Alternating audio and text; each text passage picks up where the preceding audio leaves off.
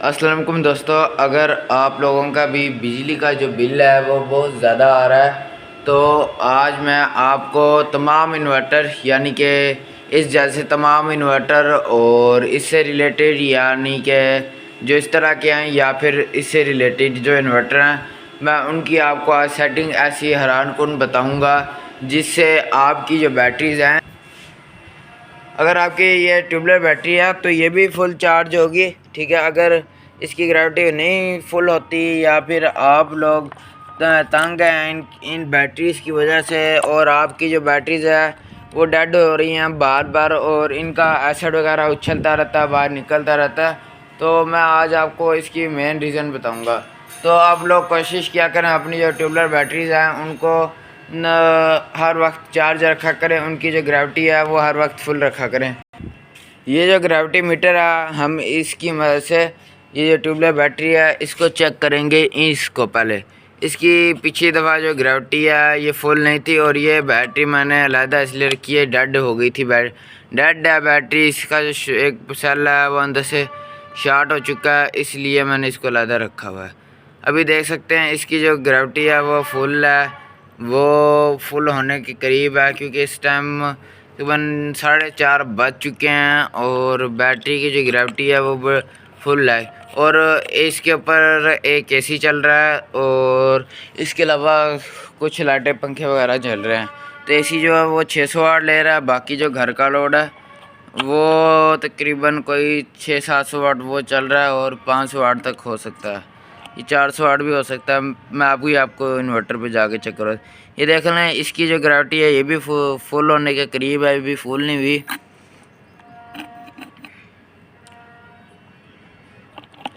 तो अभी मैं आपको जाके अंदर चेक करवाता हूँ।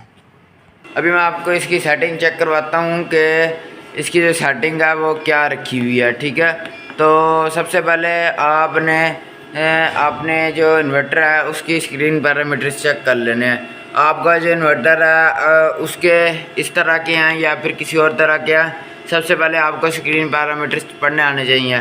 तो ये देखिए, ये होम के ऊपर जो लोड आ रहा है, ये जो वाटेज आ रहे हैं के वी यानी कि किलो वाट आर, ये 110 किलो वाट आ रहे हैं, यानी कि आपका जो इन्वर्टर है वो 110 किलो वाट की रेटिंग शो कर रहा है और यानी कि आपका घर का लोड 110 किलो वाट का, यानी कि 410 वाट का मेरा घर का लोड है और 600 वाट का यानी कि मेरा नॉर्मली एसी ले रहा है। ठीक है, 230 वोल्ट ये निकाल रहा आउटपुट और वापडा इंटिकनी की इसने वापडा स्टॉप है यानी कि उसने छोड़ी हुई है और 232 वोल्ट आ रहे हैं। सोलर से जो वोल्टेज है वो 253 वोल्ट हैं और जो बैटरी का वोल्ट है वो 54 वोल्ट है।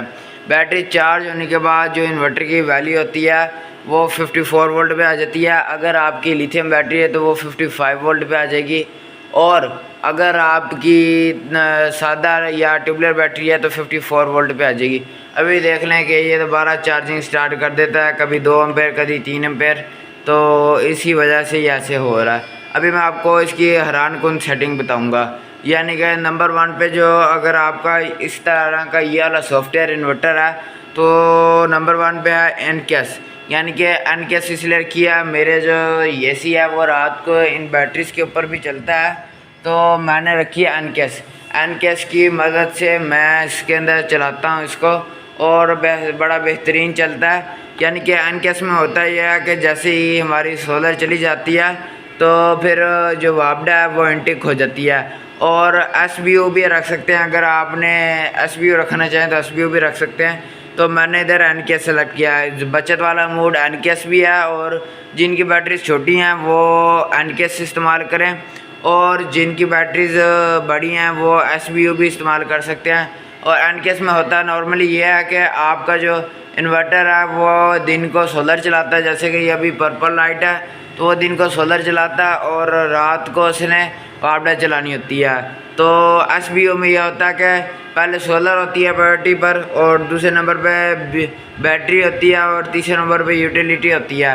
तो ये मुझे काबिल कबूल नहीं है क्योंकि मैंने एसी चलाना और मैंने इधर एक टाइमर डिवाइस लगाई है थी तो वो मैंने तार के रखी है, अभी वो मैं दोबारा लगाऊंगा इधर। तो ये मुझे अभी मैंने ऐसी आर्जी तौर पे लगाया हुआ है, तो मैंने एनकेस लगाई हुई है, ठीक है। मैं रात को आके नॉर्मली ये ब्रेकर बंद कर देता होता हूँ। तो नंबर 2 पे है जी 30 एम्पेयर 16 से एम्पेयर की चार्जिंग कितने रखने हैं आपके। जो 16 से एम्पेयर के चार्जिंग है वो कितनी होनी चाहिए नॉर्मली 30 भी रख सकते हैं। जो ट्यूबलर बैटरी है TX 1800 से लेके TX 2500 तक वो आप 30 रखें। और अगर आपकी TX 3500 है और लिथियम आयन में 100 एम्पेयर तक भी 30 रख सकते हैं। जो 200 एम्पेयर आर की है या फिर 300 एम्पेयर आर की, उसके लिए आप 40 रखें। तो मैं इसके लिए 40 रखूँगा।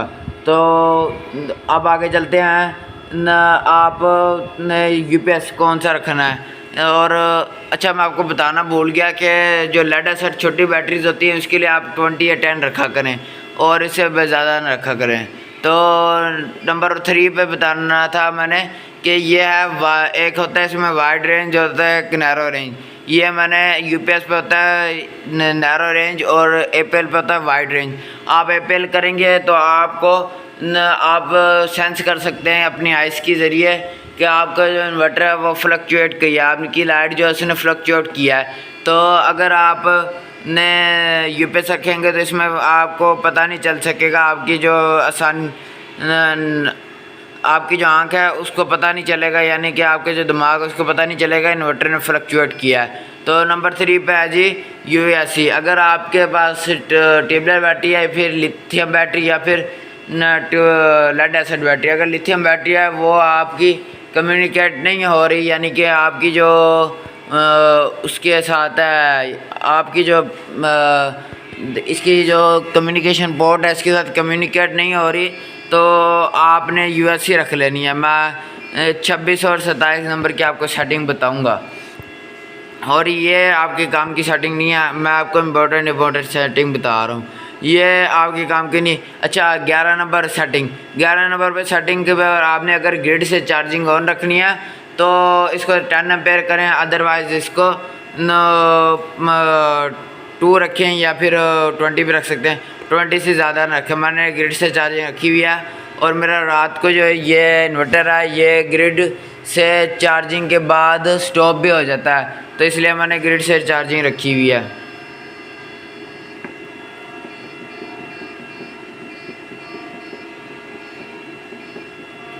और जो 11 नंबर की सेटिंग है वो आपने यहाँ पे रख लेनी है। और आपकी जो 12 नंबर की सेटिंग है, अगर आपने ऐसे BO मोड सेलेक्ट किया हुआ है तो ये सेटिंग 12-13 नंबर की काम करती है। अगर आपने 24 वोल्ट वाला सिस्टम लगाया हुआ है तो यहाँ पर आपने 23.0 रखनी है। और अगर आपने 48 वोल्ट वाला सिस्टम लगाया हुआ है तो यहाँ पर आपने 46 से या फिर 47 से ज़्यादा नहीं रखनी और 45 से ज़्यादा कम नहीं करनी है आपने सेटिंग, ठीक है। तो ये आपने मैंने 47 रखी है, आप इसको अपने नॉर्मल हिसाब से रख सकते हैं। मैं इसको 46 रखूँगा। और यहाँ पे 13 नंबर जो है वो आपकी है कि यानी कि अगर आपकी जो बैटरी है वो 13 नंबर के हिसाब से, यानी कि अगर आपकी बैटरी 46 वोल्ट तक आ जाती है तो फिर आपकी जो वापडा है वो इनटिक हो जाएगी। तो इसके जो आप इसको रख सकते हैं मैक्सिमम 54 वोल्ट पर। अगर आपने 24 वोल्ट वाला सिस्टम लगाया तो आप इसके लिए 27.0 रखें, ठीक है। तो मैंने इसको रखा है नॉर्मली फुल, क्योंकि मैं SBO यानी कि सिलेक्ट करता हूँ, तो मैंने इसको फुल रखा है, यानी कि मेरी 46 के बाद आके जब बैटरी फुल हो तब आप डायनेटिक हो। यानी कि अब ये आती है CSO 16 नंबर की सेटिंग, यानी कि चार्ज सोर्स प्रायोरिटी। आपने सोर्स प्रायोरिटी कौन सी सिलेक्ट करनी है कि यानी कि आपका जो इन्वर्टर है वो कौन सी सोर्स से सेलेक्ट चार्जिंग करे। इसमें होते हैं SNO यानी कि दोनों एट ए टाइम चार्ज करें, और इसमें होता है OSO यानी कि सिर्फ सोलर से चार्ज हो, इसमें होता है CSO भी। अगर आपने रात को वापडा से चार्ज करवानी है और आपने चार्जिंग रखनी है तो CSO रखें। अगर आपके पैनल थोड़े हैं और आपने दिन के टाइम चार्ज करने बैटरी चार्ज करवानी वापडा से भी तो इसको ऐसा नहीं रोकें, तो जो एक्स्ट्रा पावर होती है वो वापडा पूरी कर देता होता है। तो मैंने इसको CSO रखा हुआ है। ये आप नॉर्मली जब आपने रात को बैटरी यूज़ करनी होती हैं और दिन को आपने वाटर शेयरिंग चलानी होती है तो आप इसको उस टाइम चला सकते हैं। तो अभी हम चलते हैं आगे। कई लोग इसको CSO रख देते हैं और कई लोग इसको ऐसे, अगर आपने चार्जिंग रखनी है तो CSO रखें रात के टाइम अगर चार्जिंग रखनी है, और अगर आपने बंद करनी है चार्जिंग नहीं करनी तो इसको CSO रखें। ठीक है, तो इसका कोई इशू नहीं है, आप इसको अपनी मर्ज़ी से रख सकते हैं। तो मैं आगे चलते हैं आप 26 और 27 नंबर की सेटिंग पर। 26 नंबर क्या है, cut off battery cut off voltages, यानी कि अगर आपकी लेड एसिड बैटरी है, छोटी बैटरी है, तो आप इसके लिए यानी कि अगर आपने 25 mm की रिक्वायर्ड वायर लगाई हुई है तो आप इसके लिए 58.4 रखें, और अगर आपका डिस्टेंस ज़्यादा है 58.6 रख सकते हैं, उससे भी ज़्यादा है तो 58.8 रख सकते हैं, यानी कि मैंने जैसे। तो ये आप लिथियम बैटरी के लिए 57.6 रख सकते हैं, और लेड एसिड बैटरी के लिए 56.4, और ट्यूबलेट बैटरी के लिए आप जो है 58.4, और जो लेड एसिड जो जिसकी वायर बड़ी है उसके लिए आप 58.8 भी रख सकते हैं। ठीक है, और जो लेड एसिड बैटरी है उसके लिए अगर आपकी वायर बड़ी है तो आप उसके लिए 56.8 भी रख सकते हैं, 56.6 भी कर सकते हैं। तो ये आपकी मर्ज़ी के ऊपर होता है। और अब बात है फ्लोट 27 नंबर की सेटिंग पर। यह अगर आपने ट्यूबलर या फिर वो लगाई हुई है लेड एसिड बैटरी तो 54 वोल्ट रखने हैं, अगर आपने लिथियम बैटरी लगाई है तो 55 वोल्ट रखने हैं। और 29 नंबर पे कट ऑफ वोल्टेज या शट डाउन वोल्टेज इसको कह सकते हैं। अगर आपकी ट्यूबलर बैटरी या लेड एसिड बैटरी है तो 45 रखें, 40.5 रखें। ठीक है, तो अगर आपकी लिथियम बैटरी है तो इसके लिए अगर आपकी जितनी वोल्ट की बैटरी होगी, तो अगर आपकी कंपनी की बैटरी है तो उसकी साइड पे लिखा होगा कि इसको इतने वोल्टेजेस तक डिस्चार्ज कराना है। नॉर्मली इसको 46 तक रखा जाता है। तो ये जो अब मैं आपको 24 वोल्ट की सिस्टम की बैटरी सेटिंग बता देता हूँ। 26 नंबर की जो सेटिंग है, ये अगर आपने ट्यूबलर बैटरी लगाई है तो 29.2, अगर डिस्टेंस ज़्यादा है 29.4 भी कर सकते हैं, उससे भी ज़्यादा है तो 29.6 रख सकते हैं, और लिथियम बैटरी के लिए 28.8 रखी जाती है नॉर्मली। ठीक है, अगर डिस्टेंस ज़्यादा है तो बड़ी कर सकते हैं। और जो 27 नंबर की सेटिंग है, ये ट्यूबलर और लेड एसिड के लिए 27.0 रखी जाती है, और लिथियम के लिए 27.0, और लिथियम के लिए जो आपकी वैल्यू है वो 27.6 या 28 वोल्ट रखी जाती है इसके दरमियान में। और इसके जो कट ऑफ वोल्टेज है या शट डाउन वोल्टेज है वो 20 वोल्ट रखे जाते हैं, और जो लिथियम के लिए होते हैं वो 23 रखे जाते हैं, यानी कि इसका हाफ। और ये आगे इक्वलाइजेशन की सेटिंग है, ये अगर आपकी ट्यूबलर या लिथियम ट्यूबलर या फिर लेड एसिड बैटरी रखी है लगी हुई है तो उसके लिए आप रख सकते हैं। तो बाकी ये सेटिंग है। और अगर आपको ये वीडियो पसंद आए तो लाइक एंड सब्सक्राइब कर दीजिएगा। ये मेरी वीडियो को लाइक ज़रूर किया करें ताकि मैं आपकी जो इन्फॉर्मेशन है वो आपके तक पहुँचाता रहूँ। और ये वीडियो यहाँ तक ही थी। ओके, अल्लाह हाफिज़।